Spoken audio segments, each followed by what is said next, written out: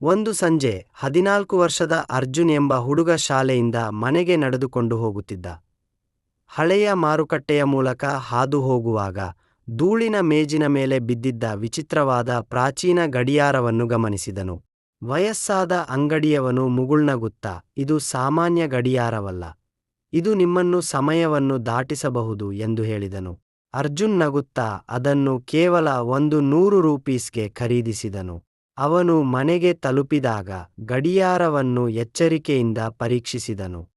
ಇದ್ದಕ್ಕಿದ್ದಂತೆ ಪಕ್ಕದಲ್ಲಿ ಒಂದು ಸಣ್ಣ ಗುಂಡಿಯನ್ನು ಗಮನಿಸಿದನು. ಕುತೂಹಲದಿಂದ ಅವನು ಅದನ್ನು ಒತ್ತಿದನು. ಪ್ರಕಾಶಮಾನವಾದ ನೀಲಿ ಬೆಳಕು ಅವನ ಕೋಣೆಯನ್ನು ತುಂಬಿತು. ಗೋಡೆಗಳು ಅಲುಗಾಡಲು ಪ್ರಾರಂಭಿಸಿದವು. ಅವನು ಕಿರುಚುವ ಮೊದಲೇ ಎಲ್ಲವೂ ಕಣ್ಮರೆಯಾಯಿತು. ಅರ್ಜುನ್ ಕಣ್ಣು ತೆರೆದಾಗ ಅವನು ಭವಿಷ್ಯದ ನಗರದಲ್ಲಿ ನಿಂತಿರುವುದನ್ನು ಕಂಡುಕೊಂಡನು. ಹಾರುವ ಕಾರುಗಳು ಆಕಾಶದ ಮೂಲಕ ನೂಮ್ ಮಾಡಿದವು. ರೋಬೋಟ್ಗಳು ಬೀದಿಗಳನ್ನು ಸ್ವಚ್ಛಗೊಳಿಸುತ್ತಿದ್ದವು. ದೈತ್ಯ ಹೊಲೋಗ್ರಾಫಿಕ್ ಪರದೆಗಳು ಕಟ್ಟಡಗಳ ಮೇಲೆ ತೇಲುತ್ತಿದ್ದವು. ಒಂದು ರೋಬೋಟ್ ಅವನ ಬಳಿಗೆ ಬಂದು 2126 ವರ್ಷಕ್ಕೆ ಸ್ವಾಗತ ಎಂದು ಹೇಳಿತು. ಅರ್ಜುನ್ ಅದನ್ನು ನಂಬಲು ಸಾಧ್ಯವಾಗಲಿಲ್ಲ. ಅವನು ನಗರದ ಸುತ್ತಲೂ ನಡೆದನು ಮತ್ತು ಅದ್ಭುತ ಆವಿಷ್ಕಾರಗಳನ್ನು ನೋಡಿದನು. ವಿದ್ಯಾರ್ಥಿಗಳು ವರ್ಚುವಲ್ ರಿಯಾಲಿಟಿ ಬಳಸಿ ಕಲಿಯುವ ಶಾಲೆಗಳಿದ್ದವು. ವೈದ್ಯರು ನಿಮಿಷಗಳಲ್ಲಿ ರೋಗಗಳನ್ನು ಗುಣಪಡಿಸುವ ಯಂತ್ರಗಳನ್ನು ಬಳಸಿದರು. ಇದ್ದಕ್ಕಿದ್ದಂತೆ ಅವನಿಗೆ ಏನೋ ವಿಚಿತ್ರ ಗಮನಕ್ಕೆ ಬಂತು. ನಗರ ಸುಂದರವಾಗಿ ಕಾಣುತ್ತಿತ್ತು, ಆದರೆ ಮರಗಳೇ ಇರಲಿಲ್ಲ. ಗಾಳಿ ಒಣಗಿತ್ತು. ಜನರು ಹೊರಗೆ ಹೋದಾಗ ಆಮ್ಲಜನಕದ ಮುಖವಾಡಗಳನ್ನು ಧರಿಸಿದ್ದರು. ಅರ್ಜುನ್ ಒಬ್ಬ ವಿಜ್ಞಾನಿಯನ್ನು ಕೇಳಿದ, ಪ್ರಕೃತಿಗೆ ಏನಾಯಿತು? ವಿಜ್ಞಾನಿ ದುಗಕದಿಂದ ಉತ್ತರಿಸಿದ, ಜನರು ಹಲವು ವರ್ಷಗಳಿಂದ ಹವಾಮಾನ ಸಮಸ್ಯೆಗಳನ್ನು ನಿರ್ಲಕ್ಷಿಸಿದರು.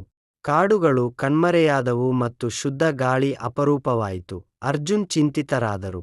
ನಂತರ ಅವರು ಭೂಮಿಯ ಇತಿಹಾಸ ಎಂಬ ವಸ್ತುಸಂಗ್ರಹಾಲಯಕ್ಕೆ ಭೇಟಿ ನೀಡಿದರು. ಒಳಗೆ ಹಸಿರು ಕಾಡುಗಳು, ನದಿಗಳು ಮತ್ತು ಅಸ್ತಿತ್ವದಲ್ಲಿಲ್ಲದ ಪ್ರಾಣಿಗಳ ಚಿತ್ರಗಳನ್ನು ಅವನು ನೋಡಿದನು. ಮಾರ್ಗದರ್ಶಿ ಹೇಳಿದರು, ಈ ಪ್ರಾಣಿಗಳು ಮಾನವರು ಅವುಗಳನ್ನು ರಕ್ಷಿಸುವಲ್ಲಿ ವಿಫಲವಾದ ಕಾರಣ ಅಳಿದುಹೋದವು. ಭವಿಷ್ಯವು ಇಂದು ಜನರು ಮಾಡಿದ ಆಯ್ಕೆಗಳ ಮೇಲೆ ಅವಲಂಬಿತವಾಗಿದೆ ಎಂದು ಅರ್ಜುನ್ ಅರಿತುಕೊಂಡನು. ಆಗಲೇ ಅವನ ಮಣಿಕಟ್ಟಿನ ಮೇಲಿನ ಗಡಿಯಾರ ಮತ್ತೆ ಹೊಳೆಯಲು ಪ್ರಾರಂಭಿಸಿತು. ಹಿಂತಿರುಗುವ ಸಮಯ ಎಂದು ಧ್ವನಿ ಹೇಳಿತು. ನೀಲಿ ಬೆಳಕು ಮತ್ತೊಮ್ಮೆ ಕಾಣಿಸಿಕೊಂಡಿತು. ಕೆಲವು ಸೆಕೆಂಡುಗಳ ನಂತರ ಅರ್ಜುನ್ ತನ್ನ ಕೋಣೆಗೆ ಮರಳಿದನು. ಎಲ್ಲವೂ ಮತ್ತೆ ಸಾಮಾನ್ಯವಾಗಿ ಕಾಣುತ್ತಿತ್ತು. ಮರುದಿನ ಅವನು ತನ್ನ ಪ್ರಯಾಣದ ಬಗ್ಗೆ ತನ್ನ ಸ್ನೇಹಿತರಿಗೆ ಹೇಳಿದನು. ಯಾರೂ ಅವನನ್ನು ನಂಬದಿದ್ದರೂ ಅರ್ಜುನ್ ಕ್ರಮ ತೆಗೆದುಕೊಳ್ಳಲು ನಿರ್ಧರಿಸಿದನು. ಅವನು ತನ್ನ ನೆರೆಹೊರೆಯಲ್ಲಿ ಮರಗಳನ್ನು ನೆಟ್ಟನು. ನೀರನ್ನು ಉಳಿಸಲು ಮತ್ತು ಮಾಲಿನ್ಯವನ್ನು ಕಡಿಮೆ ಮಾಡಲು ಅವನು ಇತರರನ್ನು ಪ್ರೋತ್ಸಾಹಿಸಿದನು.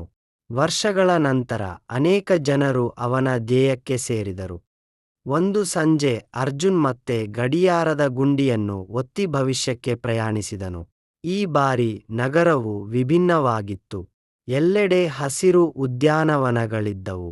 ನಗರದ ಮೂಲಕ ಶುದ್ಧ ನದಿಗಳು ಹರಿಯುತ್ತಿದ್ದವು. ಜನರು ಪ್ರಕೃತಿಯೊಂದಿಗೆ ಸಾಮರಸ್ಯದಿಂದ ಬದುಕುತ್ತಿದ್ದರು. ವಿಜ್ಞಾನಿ ಮುಗುಳ್ನಗುತ್ತಾ, ಧನ್ಯವಾದಗಳು, ನಿಮ್ಮ ಪೀಳಿಗೆ ಭವಿಷ್ಯವನ್ನು ಬದಲಾಯಿಸಿತು ಎಂದು ಹೇಳಿದನು. ಅರ್ಜುನ್ ಹೆಮ್ಮೆಯಿಂದ ಮುಗುಳ್ನಕ್ಕನು. ಭವಿಷ್ಯವು ನಾವು ಕಾಯುವ ವಸ್ತುವಲ್ಲ, ಅದು ನಾವು ಸೃಷ್ಟಿಸುವ ವಸ್ತು ಎಂದು ಅವನು ಅಂತಿಮವಾಗಿ ಅರ್ಥಮಾಡಿಕೊಂಡನು. ನೀತಿ: ಇಂದಿನ ಪ್ರತಿಯೊಂದು ಸಣ್ಣ ಕ್ರಿಯೆಯು ನಾಳೆ ಭವಿಷ್ಯವನ್ನು ಬದಲಾಯಿಸಬಹುದು.